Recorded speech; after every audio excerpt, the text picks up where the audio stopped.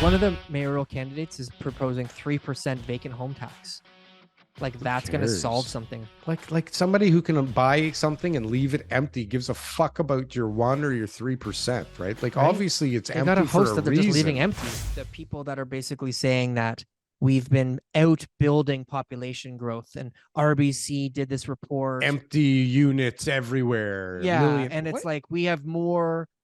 Our total home share has grown by 2.5% in Toronto and Vancouver, yet the population's only grown by 2. An average person by household is this, so therefore we got baloney. Those were all old statistics, 2019 to 2021. Put in that million person increase that we've had over the last year, and then run those numbers and tell me if we got a housing shortage or not. There is a housing shortage. Yeah. How about just look around? Forget these fucking lies and more lies and statistics, TK. Fuck all that stuff. Look around. Like, try and rent something. Okay. Try and buy something. Go and look how many cars are in your neighbor's driveway. Count the amount of Right. people who go in and out of your neighbor's houses every day. Go there and just stand outside. Don't be creepy about it, but just like, sit on your porch with like a cup of tea. With like binoculars, nothing creepy. And then just count the amount of people living in your neighbor's house. Right. The houses are full.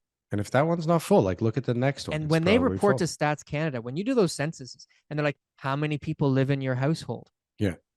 How many people they're all thinking like, can't let the government know I'm renting out these rooms here. I got an illegal basement apartment. I can't be giving the government any information on me. What would happen if we told them? They just say like 1, Meanwhile, there's like 5 people in that house.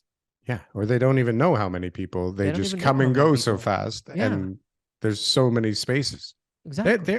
There was this great house where I used to live. Every time we'd walk around the corner, there was this one house, and we were like, how many units do you think are in here? Because it was apparent that each side of the garage was at least 1 unit, maybe 2. Like, people were coming in and out of everywhere. And it just seemed like 14 people were at the very least living in this one house. And I guarantee you, this was not a legal duplex by any stretch of the imagination, right? Mm-hmm.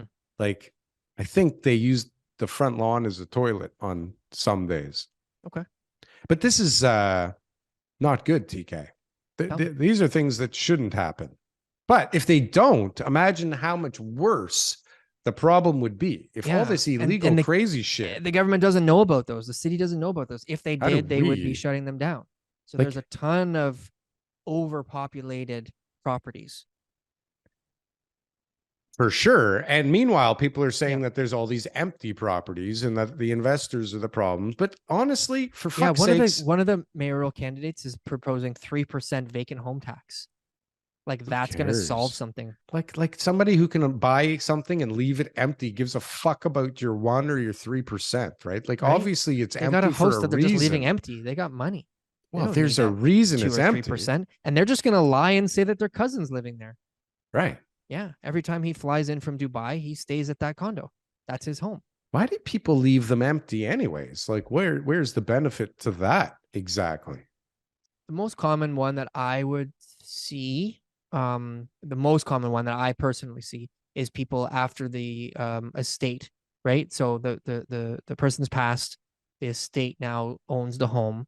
This doesn't qualify. You'll be exempt from the vacant home tax. But then the people are like, do I want to sell? Do I not want to sell? So they just leave it vacant, and then they just check in on it because they don't need the money, but they don't want to rent it out.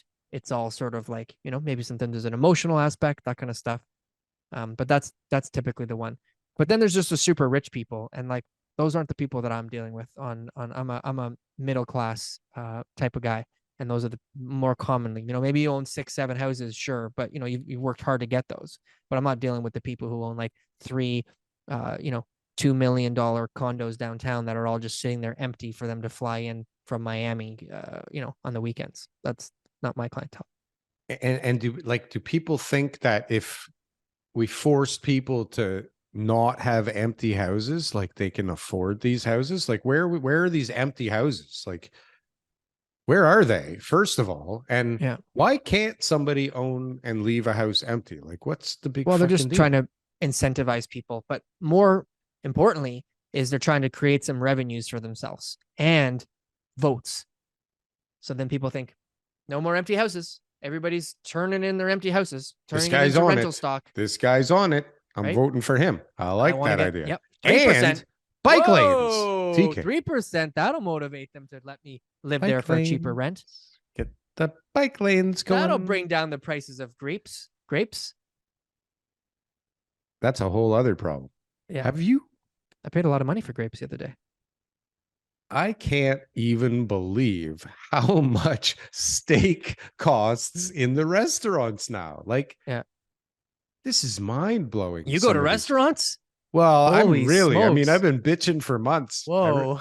I really shouldn't, but it's like sometimes, you know, like we're at this age, TK, you're not maybe there yet, but like our kids are older and our parents are older. So like if you can escape and go for dinner, like even if it's shit and overpriced, nothing's under $100 now for a family of 4. I went to like the worst restaurant you can go to, and I was thinking like this one's got to be under $100.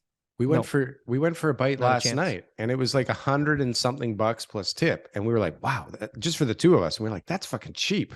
Imagine if we didn't drink, right? And my 5-year-old doesn't even eat. $60. Yeah, he doesn't even eat, and it's still $100.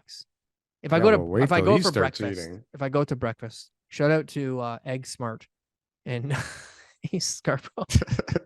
It's the cheapest place for breakfast around. It's well priced. It's good, man. Prices didn't go up over there. Inflation doesn't exist. Egg Smart in Scarborough. No inflation on 2 eggs over easy and toast. Do you get bacon? No more bacon on the special. Right? Oh, there's bacon. Bacon, eggs, and toast. And turkey bacon. They can do whatever they want. What? Turkey bacon? That's an extra $6. Listen, I don't look at the prices. You know, I just know they didn't go up. They charge me less. The same. Yeah. I'm sure you're charging me the same. I trust you. Thank you. Like, comment, and subscribe if you got anything from one of these clips. And if you want to see some more, press something on the screen here. Boom. That was good. That was good. I like that. That was good.